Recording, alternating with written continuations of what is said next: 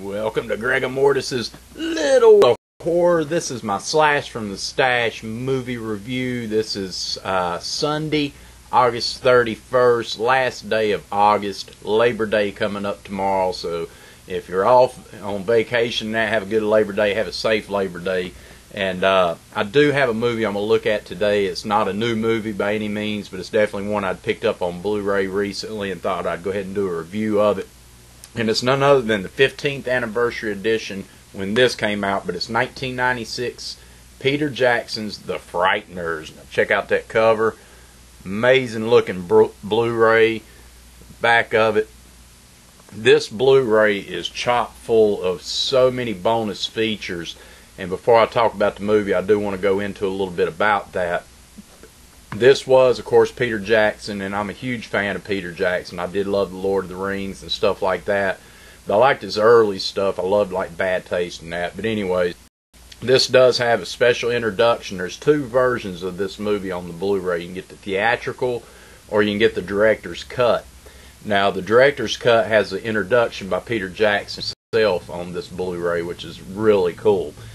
You also have a full-length commentary with Peter Jackson on here, and this was his first ever full-length commentary, which was really entertaining. You also have a full documentary on the making of this film from A to Z, and really good documentary there. And there's some other stuff. I was looking at storyboarding and stuff like that I haven't checked out yet, but overall, I mean, the bonus features on this is really good. The color quality and the picture quality is amazing on this film. It looks just plumb beautiful, man. Just a great one. But what is The Frighteners? The Frighteners stars Michael J. Fox. He plays the character of Frank Bannister. And basically Frank Bannister is a ghostbuster. You say, wait a minute, what are you talking about? What had happened in the past, Frank's girlfriend, wife, or whatever had died in a car accident. And he had basically died and came back, so to speak. So he's able to see ghosts. He's able to see things that normal humans cannot see. And he kind of uses that to his advantage. He does it as a money scheme somewhat, you know, to where he'll go and have some of his ghost friends show up at a house and haunt it. And then he'll go in and rid them of the ghost and make money off of it. Really funny movie, but this has actually got some really good kill scenes, or not really necessarily kill scenes, but some scenes that have some really good effects, some really good visual effects in this film. This one also stars Jake Busey. You also have Jeffrey Combs from the Reanimator series and From Beyond and whatnot, and I love Jeffrey Combs. Also have D. Wallace Stone, R.L. Emery. The list goes on. I was looking on here also. You got John Astin, also Peter Dobson. But your main character, of course, is Michael J. Fox and also Trini Alvarado. Now, the film is really fun to watch. I mean, if you like, it's kind of like a darker version of Eddie Murphy in a Haunted Mansion. If you've ever seen that, this is like a darker version. I mean, this goes places that, you know, you could almost let children watch this movie, but then there's some scenes in there I think would scare them and terrify them. So it's kind of one of them borderline movies of letting little children watch it, but it's still a really entertaining film from start to finish. Jeffrey Combs, he's got an amazing character in this one, is that he's kind of a detective, kind of like a henchman. He's out to get Michael J. Fox, and he's even got his hairstyle similar to Adolf Hitler, and they say that he used that haircut to be that way. He wanted to show how extreme he was. And also, this was Michael J. Fox's last starring full-length feature film. It was during the making of this film, he finally had realized he didn't want to be away from home as much in filming, so they said that Michael J. Fox decided to step away from movies, and that's when he started his TV show that ran for a few years anyway, Spin City. And it was this film right here was his last full-length feature film. So that's kind of cool to have as well. Also, you know, there was some stuff in there, you know, Peter Jackson himself, who's an amazing director. had to really keep Michael J. Fox in check, because he kept calling his partner Doc, and it's not Doc. And because of Back to the Future, I guess where he'd done so many Back to the Futures, in his mind is Doc, you know. So they were talking about that. But that's just some cool trivia. But yeah, this film is really fun to watch.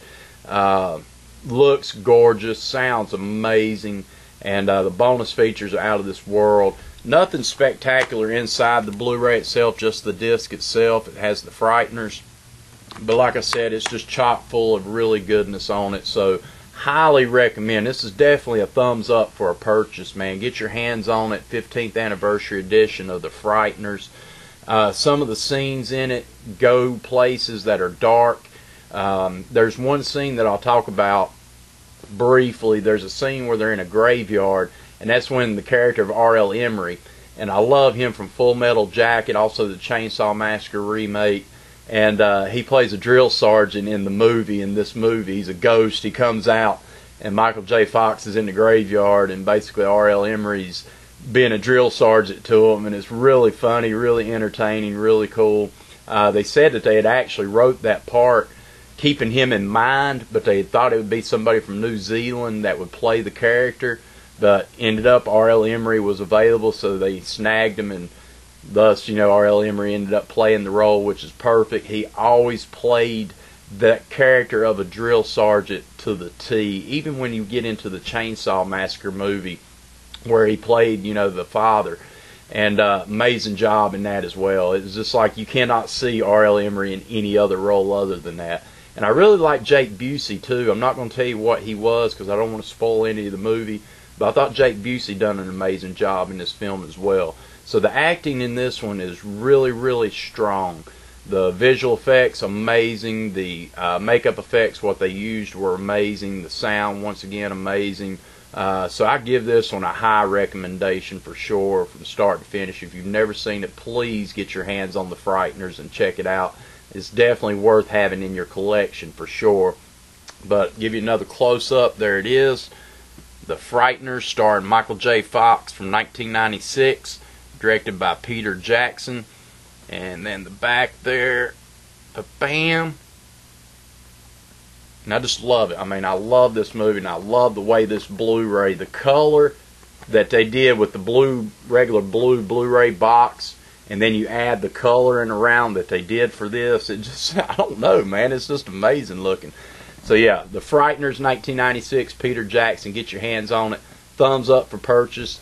If you like this video, give me a thumbs up, give me a like, comment below, and definitely share this video. If you haven't subscribed to me, definitely subscribe to the channel. Once again, man, until next week, I'm signing out. I'll have a few videos again for you.